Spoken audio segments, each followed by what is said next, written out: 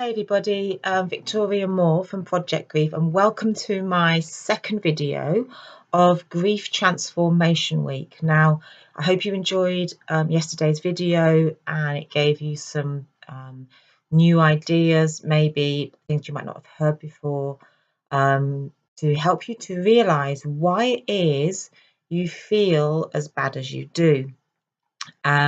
Maybe you've tried lots of other self-development techniques. Maybe you've tried fitness, or you do practice fitness. Maybe you think that you're quite self-aware. Maybe you do meditation. But even though you have tried these things and you practice these things, you might be wondering to yourself why it is you still feel as bad as you do. And the reason is because those strategies and those things that you're doing are wonderful techniques, and they are so important to keep your mind healthy and your heart healthy and your body, and to make you feel good. But it's no use in developing intellectual and spiritual practice and physical discipline if your heart is broken underneath. So if you had a cracked wall, it had mold on it, this is the equivalent of just taking a pot of paint, getting a paintbrush and painting over it, and then wondering why, after a few months, the mold is coming through and the paint starts to come off. That's the same analogy as if you were using other methods of or other disciplines to help yourself feel better, and then you wonder why you keep going in this loop of not feeling good for long. Or you feel great, you feel powerful, you feel present, you feel engaged in your life, and then suddenly you seem to take steps back, and then kind of you give yourself a little bit of time, and then you manage to pull yourself up again and you get on, and then maybe each time you get up you're not quite feeling as good as you did before, or else you do, but you're on this constant hamster wheel of just feeling okay and not feeling okay and not. So I want you to understand that it's not you, and that actually it's the equivalent of just painting over the mold and the cracks on a wall. And I don't want you to do that anymore, because this was me. I used to do those things too. And I spent most of my life doing those techniques until I discovered I was grieving. And I thought, well, I'm not grieving. No one's died, even though they had died 10 years ago. I was thinking, no one's died recently, and what's going on? And doesn't really, I'm not sure. But something inside of me stirred, and it thought, this is something I haven't heard before. And then when I did my training, 12 years or 13 years ago now, it was the biggest set of aha moments. And what I've done is I've redone this work over and over and over again, and changed the way that I feel because of it. And now out of that, I can teach this work to you because I know it can help you. So I want you to understand that no matter what has gone on and no matter how bad you feel, there is hope, because it's just that you haven't got the information yet. And just because we have so much therapy out there and so many different strategies and techniques, from psychology to psychotherapy to counseling to psychotherapeutic counseling to spiritual practice to spiritual coaching, life coaching, all the other techniques and strategies that we have, and they're all very well and good and they work for many people. But there's a whole vacuum of people that have tried these things in different ways, but still don't feel any better. And this is the only work that I've found that deals directly with the fact that you feel as bad as you do because of grief and because of the losses that you have gone through in your life to this present moment. The trouble is that you've just minimized them. You've made them small. You've made how bad you feel small because you've used comparison to other people. You've given it time, you've used being strong, you've replaced your loss with someone or something else, or another strategy. You're telling yourself you shouldn't feel bad, or you're just keeping yourself busy.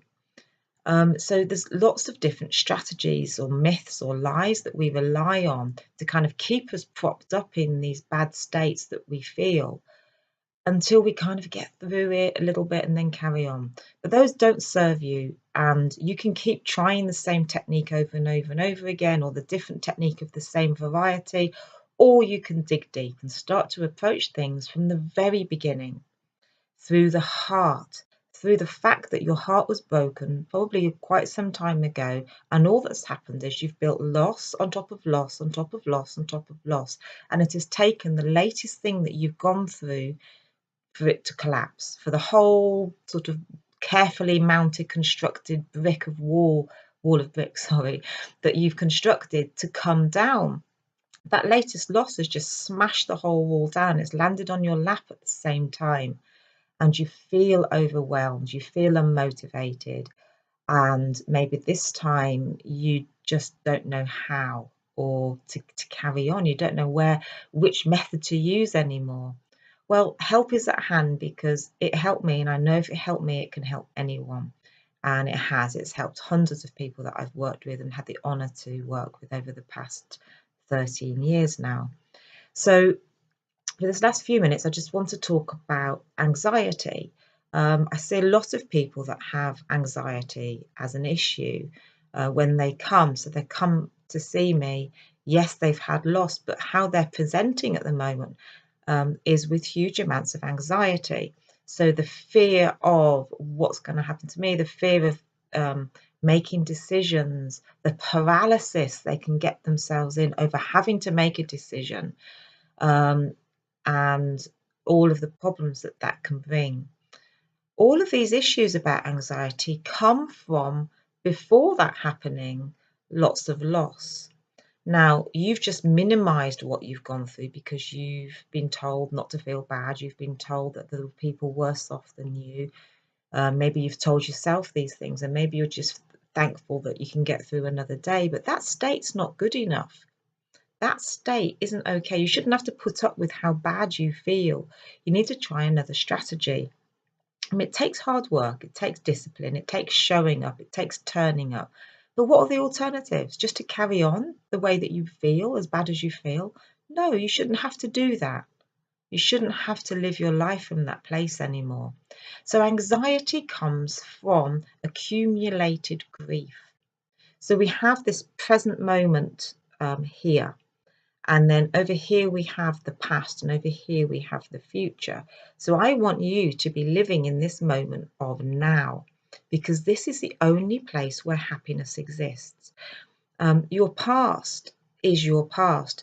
I know it's your past, but your mind is still there most of the time. In fact, when we are not in the present moment, which is hardly ever, we are either 90% filled with regret and remorse about our past, with 10% fond memory, or we go into 90% future fear, worry, and anxiety, with only a little 10% of positive planning.